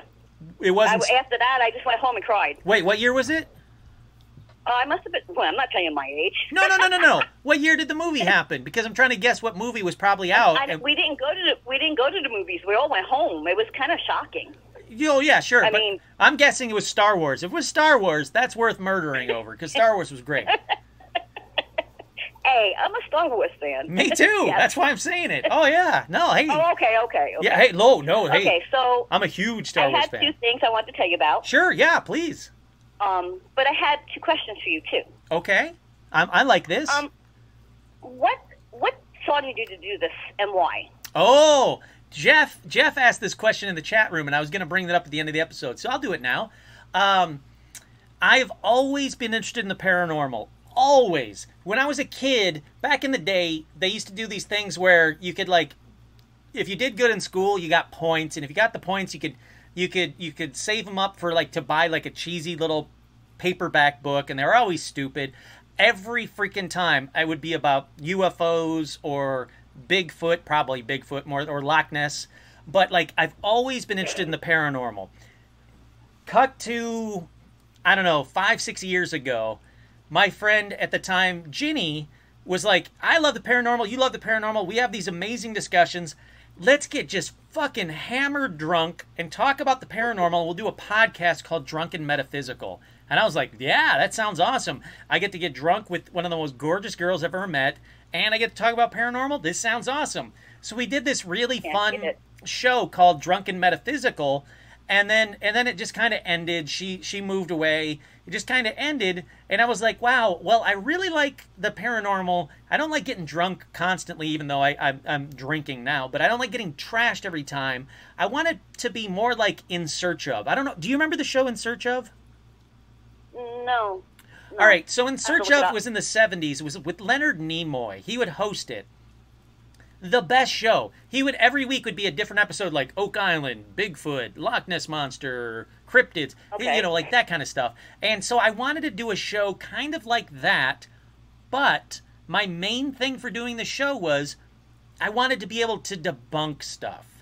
I really like to be able to say, this is all true, this is bullshit, but this is all true. And that's why I started the show. So that's, I guess, the longest short answer to that question. I like it, and I really enjoy your show. Thank you. Okay, so I got two little stories for you. I'm outside watering my plants. It's the middle of the night, and I'm looking up, and I'm like, looking at the sky. I'm like, oh, cool. And all of a sudden, it was beautiful, clear, gorgeous. All of a sudden, I thought it was two shooting stars together. And I'm like, what the heck? And next thing, I see another two. I'm like, okay, that's weird because they're not moving fast, but those are not. That's not a plane. I know what this is. All of a sudden, okay, sure. Let me finish this. Yeah. Tell you how it happened. Yeah. So I'm like, no way, and I'm watching another one. So now my heart's beating. I'm like, am I like I'm not on anything? What the heck? wait. I go running in the house. Wait, hold on. Go. Hold on, pause real quick. You're not on anything. I love that statement. I love that statement. Okay, continue. I love that. So I come and run in the house, and I'm like, Michael, everybody come out here. You got to see this. So one of the kids comes out, and I'm like, look, call your father. So he goes running in because he's like, holy crap. So Michael comes out. My brother-in-law comes out. We call our mother-in-law, my mom, Michael's mom, and we're just in awe, like lines. And I'm over here counting them. And I'm like, well, I don't hear the phones going, brr, brr, emergency, we're under attack. And I'm like, what the heck is this? After it's all gone, and we're all in awe, all of us, because none of us know what the heck's going on, everyone in my family hits the computer besides me. Yep. And I was a little disappointed. How did you like the Starlink satellites? Oh, thank you, Tesla. Yep. I get it was amazing. Daily. It was in awe. Oh, yeah, they're cool to look at. And I mean, seriously, daily, I get someone calling daily saying, oh, my God, I saw UFOs. Look at this video. And I'm like, oh, I'm sorry, it's the Starlink satellites. Daily. Yeah. Yep. I was disappointed. Sure. Oh, yeah. Yeah, I kind of was. It was like, wow, I'm alive at this time that this is actually going to happen. Yep. Oh, no, it's just satellite. Nah, no, sadly, okay. It's not, I mean, everybody wants disclosure from them, and it's not, I'm sorry. But yeah, no, seriously, daily I get a call from someone freaking out or a message from someone freaking out, and I have to explain to them, it's neat, but you only saw the Starlink. Yeah. Because we always try to debunk things in this house. That's awesome. That's good. know? That's what you should do. Yeah. I love that. Okay, so now I'm going to tell you another experience. We were staying at my mom's place, Michael and I. We were living there for a couple of months. And we were sleeping in the living room. And as we're sleeping in the living room, I hear, wake up. And I'm kind of like, huh? I sounded like my brother-in-law, Sam. And I hear, wake up. And I wake up, and I'm like looking around. And then as I'm opening, kind of going back to sleep, I hear, the cat, get up. So I wake my husband up going, Mike, your cat. And he couldn't find his cat for like maybe 3 or 4 days. Her name was Precious. Aw. And he goes outside because, we live in the boonies, and he's looking around, comes in, he goes, there's something out there. I'm like, okay, sorry.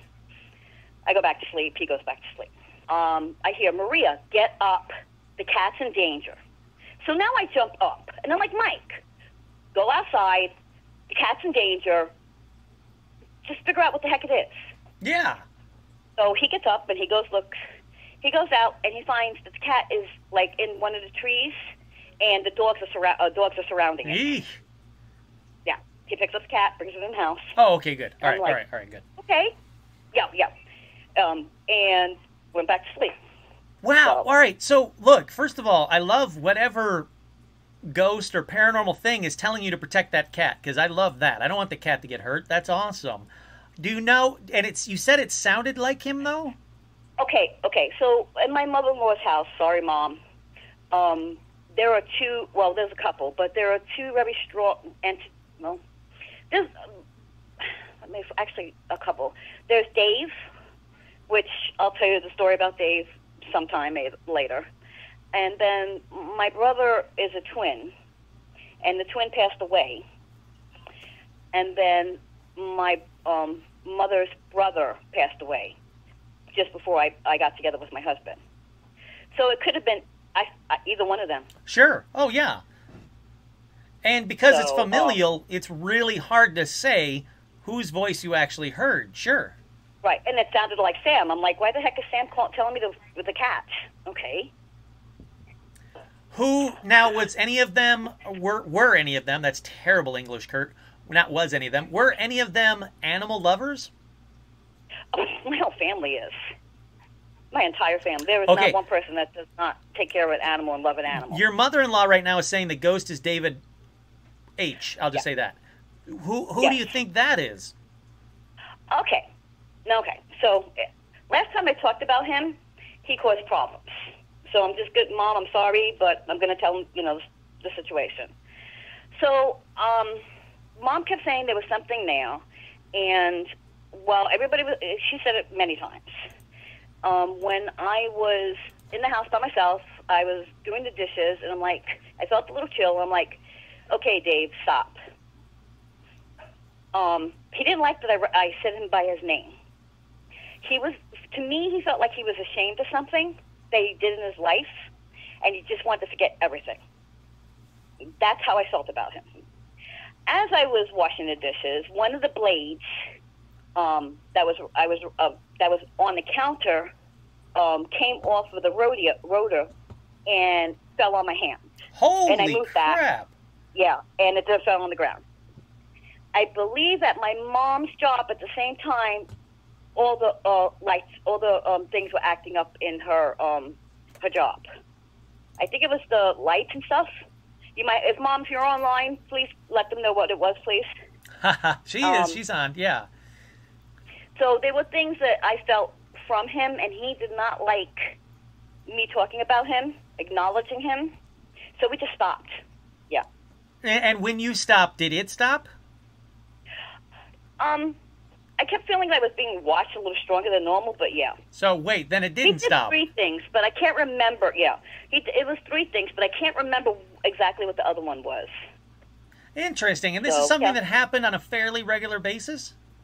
For me, or for you. in the house? For you, or actually either or. Yeah. Yeah, for me, yes. I have things. They attract me. Yeah, well, that's obvious. Definitely obvious. You put yourself out there. I don't have a filter. I'm good at blocking. Remember I told you? Yeah, about yeah. That's why you had your husband. husband. Yeah. Now wait, Yeah. so Susan's saying I think it was the lights. What does that mean? The lights at the job, I think, or the lights in the house. I don't remember the light. I think it was at her job. The lights okay. went off, and everything stopped at the same time. I think I was talking to her on the phone when this was going on too, Oh wow. because I think it was on break. That's why we knew it was at the same time. Or and it was just something else. It was 3 things all right on top of one another that you knew something was up. No, I didn't see anybody. I just felt. So. And then when you stopped interacting with it, did it stop interacting with you? Yes. Oh, Susan's saying he lived there until the house was moved away. Yeah.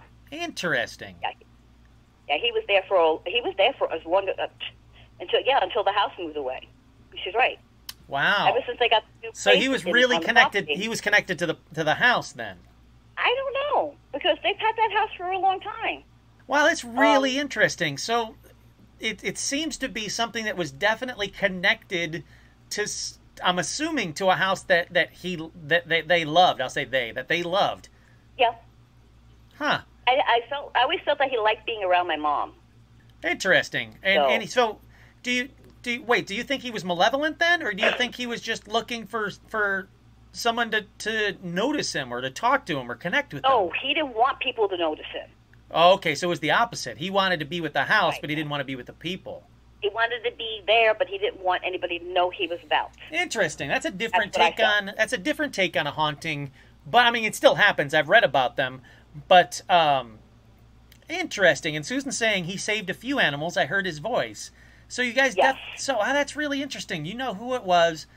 Definitely an animal lover, connected to the house. Wow, that's really interesting. You kind of get that that chain of corroboration between you and Susan and everything you know about him. Yeah. Wow. Yeah. I love it. So I love it. It was interesting. I mean, we've had little things here and there, but I don't want to tell you all. I want to call next. No. Save for the next one. I want to. Yeah, I agree. Save for the next one. This was an awesome. Checkpoint. This is great. Thank you so much for calling again, Maria. Thank you. You know I love hanging out with you. This is awesome. This has been great. Yes. So until next show. Definitely. I expect to hear from you on the next show. This is fantastic. Thank you so much. Okay, sweetheart. I love Bye-bye. it. Thanks. Bye now. Maria's the best. The best. And Susan saying that, yeah, he told me his name in a dream. He saved a few animals. I heard his voice. So there's definitely corroboration with the family about, I mean, look, anytime that you can kind of figure out what's haunting your house or what's haunting a house and the reasons behind it. Look, he might not have liked people. He might have only liked the house, but he definitely had an affinity, or is that the right word? He definitely loved animals. So that kind of connection is awesome. Look, I have no problem with the ghost just out there saving animals at all. In fact, I think that's the most commendable thing a ghost can do. So, you know, forget the humans, save the animals. Humans are fucking up this planet. So I love this. All about the animals. Another great caller from Maria. Where are we at? We're at about an hour and 40 minutes. Hour and 50 minutes on there. All right, so here's the deal. I got another call during that call.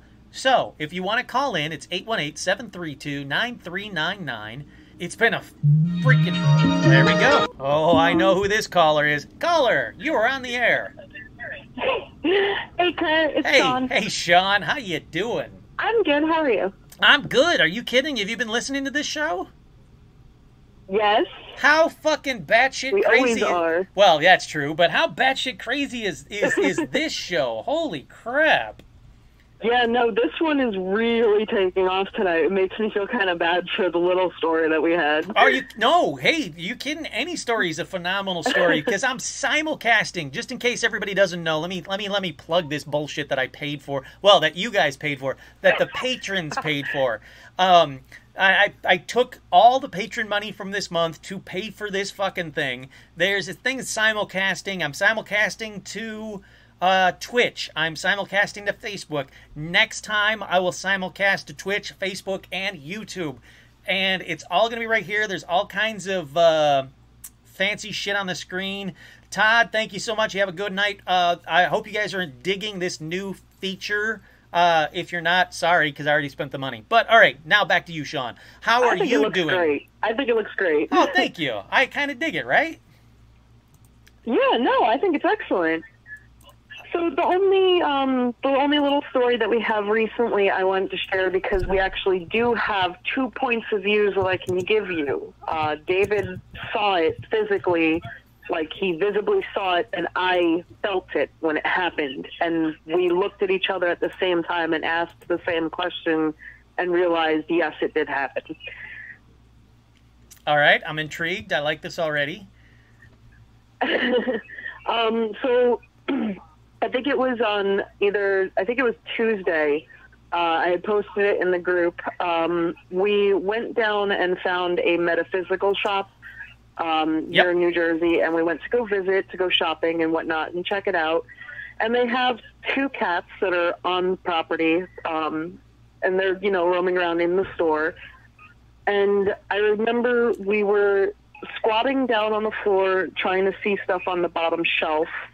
David is in front of me, so his left side is near the bookshelf, his right side is to the cats, and vice versa for me. So my right is against the shelves, my left is over towards the cats. There's only 2 cats in the shop. There were maybe 2 other shoppers on the opposite end of the store, nowhere near us. And I wasn't so close that I would have touched anything from where I was kind of crouched. I felt something like tap my hip. So on my right hip, I felt like a little bump, like almost if a cat were to swat at you or brush up against your leg. And I looked and didn't see a cat, so I looked the opposite way, and I saw the 2 cats were quietly, one is laying down sleeping, and the other one is just sitting there. They hadn't moved. And David looked at me and said, "Did you see that, or did you feel that?" And I had no idea what he was talking about, except I did feel something, so I asked him. Sure. And according to him, he saw a black shadow that looked like a cat. Now, the 2 cats in the shop, one is a calico, she's more so white and orange, and then the other one is white and gray. There is no black cat in the store. There's no completely dark cat in the store or anything like that. And he saw it bump up against me and then disappear behind me. And I felt it the same time he saw it. Really? So you had a phantom cat or ghost cat. That's awesome. Yeah, and I thought it was really cool just because the shop is a metaphysical shop, so they do tend to do things like that there. They even had an apothecary, tarot cards, voodoo dolls, chicken bones, gator skin, snake skin, things like that. They had everything. So it was clearly a space where there would be that kind of energy around, and I just found it interesting that we even had an experience. I wasn't expecting that. I just wanted to go there and buy some cool stuff. Now, did you talk to the shop owner to see if this is like a regular occurrence? We didn't talk to her about it. We kind of were still looking around and trying to get a feel for the place. But one of the other things that we noticed that happened, and this part could be completely coincidental, but David swears he got a feeling from it. I kind of thought that these people were just kind of crazy. So 2 customers had walked in, and one had a hospital bracelet still on his wrist, and the woman, I'm not going to lie, she looked a little cracked out, and they were talking about apparently she feels like there's an entity that's following her and causing all these horrible things in her life, and the guy is a little wigged out about it too, but he's more skeptical, and they were asking her if they knew how to do banishings or if they had anyone that could come out to their house and go over things with them and try to get rid of whatever it is. Holy crap. And now here's the weird thing. So the second they walked in the door, because they were not there with us at first, we were there for over an hour, David said he felt like almost the aura or the atmosphere of the store, it felt a lot more sluggish. There was a little bit more pressure. And the 2 cats, who were very calm, very collected the entire time, suddenly the entire time that these 2 people were in the store, they started fighting each other. The cats were beating each other up and going nuts and hissing and very aggressive. And when these people finally left, the cats went back to normal, like nothing ever happened. Yeah. They just went back to hanging out and chilling like nothing. And I thought that was interesting, but at the same time, like, I didn't really know if I felt like these people would be, very viable. I feel like it could have been coincidental, but according to David, he said that it was definitely, there was a change when they came in, and there was a change when they left. Oh, sure. It was worse when they came in, and it went away when they exited the store. So, that being said, that could have been viable, and it's, I don't want to be the one to judge, but it didn't seem that way to me, though he saw it as it could have been exactly what they were saying, and the reaction of the animals in the store did kind of reflect that there's a possibility that what they were saying was true. Well, I mean, I don't know, I'm not telling you, but I'll tell the listeners, that animals can sense things and can see things, so they react to things on a fairly regular basis, so that doesn't surprise me at all, that batshit crazy makes animals go batshit crazy. And the owner of the shop said that they don't normally act like that, because we actually did talk to her shortly after and decided to engage her in conversation, and she said they're normally very calm. They don't do anything. They don't wreck the store. They don't fight each other. The most they try to do is sneak out the store to go lay outside in the sun. So that was abnormal for them. And she even said, this is not something that happens. And we get a lot of different kind of people that come in that do bring things in with them. She had claimed that apparently someone else had come in the store once and something followed her home. So, we're going to be visiting that shop more often. I think we actually said something like that with Jeff in Paranormal Almanac, and, we'll see what happens from there. But for our first experience, I have to say that's pretty interesting. Yeah, some shit's happening in that place for sure, and it seems to be interactive. Now, Susan asked, did you ask if they ever had a black cat before? Maybe it's the ghost of a cat they had there before. No, they said that apparently that shop is fairly new. Like they had moved locations and got a larger shop, and the cats they've only had for a couple of years. They adopted them from a place in New York, and the cats refused to leave the shop. They tried taking them home and having them in the home setting. Oh, really? They do not like being out. They don't like being out of that shop. The shop is where they live, so they're not just like random pets they bring in, they stay there. Sure. And Sure. they will not leave. I love this. This is cool. I thought it was really interesting. And on top of that, if anyone else is familiar with the names I'm going to give you, the cats' names are Hecate and Morrigan. So they are named after pagan deities. I was going to say, damn, I wish Todd was still in here. Todd would have been like, yep, I know him. I love it. Well, like, hey, I always dig, that. I love when animals and the paranormal connected are some of my favorite things, because I trust animals over humans any day of the week. But when you got a ghost animal on top of it, like, what the fuck? That's awesome. Oh, yeah, no, I thought it was really cool. And just for a generalized location, this place is only about 20 minutes away from the Pine Barrens. So, I don't know, there was some creepy woods out there, and we did a little research after some things had been said in the group, and apparently that general area of New Jersey is kind of a hot spot for some happenings. So, I mean... Oh, sure. It's feasible. It's possible. So, we'll see. No, I love that. Now, before I let you go, though, I want I want you to plug it, or I'm going to freaking plug it. I want to plug your tarot readings that are freaking awesome. So, go for it. Yeah, absolutely. Go for it. My name is Sean. I do tarot reading. I've been doing it since I was about 13 years old. I've used the exact same deck for everything. I have a Facebook page. It's called Von, V-O-N, Tarot, T-A-R-O-T. And if you're part of Paranormal Almanac, all you have to do is send me a message and use the hashtag Paramaniacs, and your reading will only be at most $20 as the cap, specifically for this show. See, I love that. Yeah, well, you guys convinced me to do it. So, if anyone is interested in having a reading done, I can explain everything to you. Readings will vary from $5 to $20. I'm not going to turn around and say, oh, yeah, it's going to be $40 an hour. We don't do that here.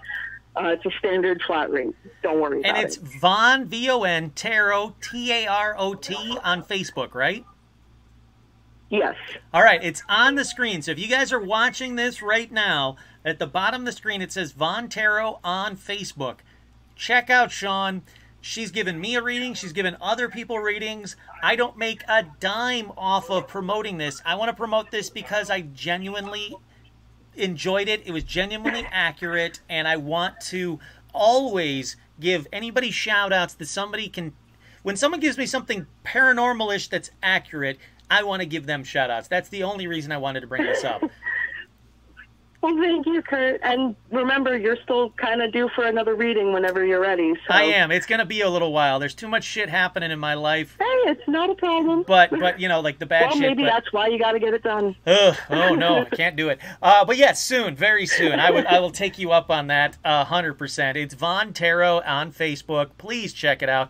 Sean, David, thank you so much for calling. Again, I love these kinds of stories. Thank you so much. Thank you, Kurt. Have a good night. Thanks, you too. Bye now.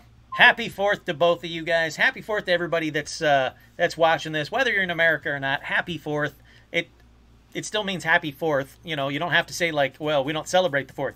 I'm not saying to celebrate it. I'm just saying happy 4th. Fran is saying yes. Sean is amazing. Von Tarot on Facebook. I honestly recommend her. I don't recommend people for no reason. So, there you go. Okay. We're now getting close to the 2-hour mark on here. I'm already at the 2-hour mark on the actual recording, but I'll edit it down to about what we're at right here. Unless I get a caller in the next, 3 minutes or so, I'm going to say this has been the best, craziest fucking nutso episode ever. But if you want to call in, you don't have to try and top any of the callers you've heard right here. It is literally, if you got a paranormal story, please call in 818-732-9399. Once again, that number is 818-732-9399. The lines are open. If you've got a paranormal story at all, please give us a call. Thank you so much for the Twitch listeners or Twitch watchers, Twitch viewers. I don't know what the fuck you call them. It's my first day on Twitch. Thank you to everybody that's watching me on Twitch. Thank you to everybody that's watching me on Facebook. Thank you to everybody that's just listening to this podcast. I know these live episodes aren't everyone's cup of tea. It's totally fine. It's totally fine. These are just bonus episodes. I just did an hour and a half, probably longer than an hour and a half, supersized UFO episode just this week with a lot of crazy shit in there. Hope you guys liked it. I loved that episode. It's a little wordy at some points, but you have to. All the information I had to give, you had to be wordy. But so you have a supersized episode. You'll have a almost couple hour episode, live episode just this week. I'm trying to give you guys the content that if I was watching or if I was listening that I would want, because I burn through podcasts like crazy. I know a lot of listeners for this podcast, Paranormal Almanac, burn through podcasts like crazy. So if I can do these bonus episodes, kind of give you guys some more stuff, some more free stuff. And again, if you don't like these, they're free. What the fuck? It's free. Skip it. Or listen to this one, because this one's got a lot of murder in it, and people love murder, so there you go. Thank you, Susan. You're the best. I really do enjoy every time I have a caller. Susan has a question, and I think it's fantastic. Happy 4th to you, Maria. Fran, don't worry, I'm not necessarily ending this episode. I'm just kind of bantering in case anybody wants to call, 818-732-9399. If not, I'll do another one of these episodes. Kevin, you've been awesome. Thank you, sir, so much. Thank you guys for listening and watching. If it wasn't for the patrons, this new simulcast thing that you're all watching on with the better high-tech stuff and all the fun stuff down below and all the good stuff would not happen. Because of the patrons, I can afford the shit ton of money that it costs to make something stupid like this, and I'll get the little plug-in so I can do the second monitor, so we can do even more stuff. The stuff that this thing technically has is incredible. I can't wait to show you how high-tech this show can be, the live shows can be. They're fun to get involved with. The chat rooms are always fun. Josh, thank you. This episode is dedicated to Josh, because of the nice things that Josh said. I said, fuck it, I'll do an episode just for Josh. Sean is always awesome. David's always awesome. All right, I think this is it. I think I'm going to wrap it up. This seems like a good wrap-up that I'm doing anyway. So, happy 4th to all you Americans. Happy weekend to everybody who's not an American. People love murder. They do, Lauren. People love murder. So I want to thank callers Kevin, Mike, Shane, and Tracy with their batshit crazy call that was awesome. Maria, Sean, and Dave, thank you all so much. I hope you guys enjoyed this. I hope you enjoyed all this new high-tech, fun stuff that I have. Again, if it wasn't for the patrons, this kind of cool, updated stuff that I can do for Paranormal Almanac, boom, Paranormal Almanac would not happen if it wasn't for the patrons. You guys are making this show that much better, and I can't thank you enough. Now, I need you guys. If you guys don't like to call in, if you don't like the sound of your own voice, I need you all to email me at paranormalalmanac@gmail.com. If you have a paranormal story that you want me to read, or Sean Bishop, who's even cooler than me, to read, email it at paranormalalmanac@gmail.com, or go over to the Facebook, the Paranormal Almanac Facebook, message me there. So if you can message me there, I will read your guys' stories. Trust me when I say I cannot wait for the next listener paranormal story. They're always awesome. I always love them. Happy 4th to y'all. Thank you all for watching. Thank you all for listening. I wouldn't do this show if it wasn't so much fun, and I get something out of it just like you guys get out of it. Thank you all. Have a good night. See you next time. Once again, I'm your host, Kurt Sandvig, and this is another live edition of Paranormal Almanac.